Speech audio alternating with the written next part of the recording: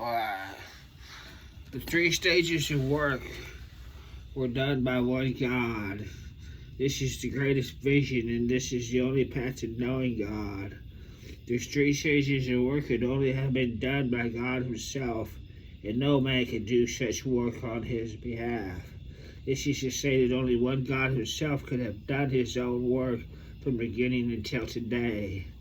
The three stages of God's work have been carried out at different ages and locations, and through the work of each is different, though it is all work done by one God of all the visions. This is the greatest vision that man should know, and if it is completely understood by man, then he will be able to stand fast. In the three stages of work are the heart of God's entire management, and in them are expressed the disposition that God is what He is. Those who do not know the three stages of God's work are incapable of realizing how great God expresses His disposition, nor do they know the wisdom of God's work. Because His disposition is He goes only towards the right. He needs someone to go towards the left for Him. They also remain ignorant of the many ways in which He saves mankind and of His will for the whole of mankind. The three stages of work are full of expression of the work of saving mankind. Those who do not know the three stages of work will be ignorant of the various methods and principles of the Holy Spirit's work. And those who only rigidly stick to doctrine and are left over from a certain stage of work are people who limit God to doctrine. And those belief in God is vague and uncertain, such people will never see God's salvation. Only the three stages of God's work can be fully expressed the entirety of God's disposition and completely express God's intention. The saving whole of mankind and the entire process of mankind's salvation. This is proof that He has defeated Satan and gained mankind. It is proof of God's victory and is the expression of God's entire disposition. Those who understand only one stage of the three stages of God's work know only part of God's disposition. In the notions of man, it is easy for the single stage of work to become doctrine, and it becomes likely that man will establish fixed rules about God and use that single part of God's disposition as representation of God's entire disposition. Furthermore, much of man's imagination is mixed within, such that man rigidly constrains the disposition being the wisdom of God, and wisdom of God as well as the principles of God's work, within limited perimeters, believing that if God was like this one, then He will remain the same for all time and will never change. Only those who know they appreciate the three stages of work can fully and accurately know God. At the very least, they will not define God as the God of the Israelites or the Jews, and will not see Him as a God who will forever be nailed to the cross for the sake of man. If he only comes to know God from one stage of His work, then their knowledge is far too small and amounts to no more than a drop of an ocean. If not, why would many of the religious old guard nail God to cross alive? Is it not because they confess God within certain perimeters? The three stages of work are a record of the entire work of God. They are a record of God's salvation of mankind. They are not imaginary. If you truly wish to seek a knowledge of God's entire disposition, then you must know the three stages of work carried out by God. And furthermore, you must not omit any stage. This is the minimum that must be achieved by those who seek to know God. Man himself cannot fabricate the true knowledge of God. This is not something that man himself can imagine. It is not a consequence of the Holy Spirit's special favor granted to a single person. Rather, it is a knowledge that comes after man has experienced the work of God. It is a knowledge of God that only comes after being experienced. The fact of God's work, such a knowledge cannot be achieved on a whim, and nor is it something that can be taught. It is wholly related to personal experience. God's salvation of mankind is at the core of these three stages of work.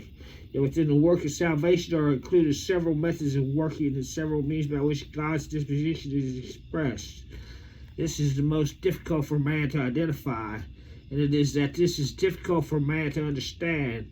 The separation of the ages, changes in God's work, changes in location of work, changes in the recipient of His work, and so on. These are all included in the three stages of work. In particular, the difference in the Holy Spirit way of working, as well as alterations in God's disposition, image, name, identity, or other changes, are all part of the three stages of work. One stage of work can only be represent one part, and it is limited within a certain scope. It does not involve the separation of the ages or changes in God's work, much less the other aspects. This is clearly obvious fact. The three stages of work are the entirety of God's work in saving mankind. The man must know God's work and God's institution in the work of salvation. Without this fact, your knowledge of God consists of nothing but hollow words, nothing more than armchair participation. The whole of God's disposition has been revealed in the course of the 6,000-year management plan. It is not revealed only in the ages of grace, nor only in the age of law, even less is so only in the period of the last days. The work carried out in the last days represents judgment, wrath, and chastisement. The work carried out in the last days cannot replace the work of the age of law or that of the age of grace. However, the three stages interconnected form one entity of all the work of God. Naturally, the execution of this work is divided into separate ages. The work done in the last days brings everything to a close.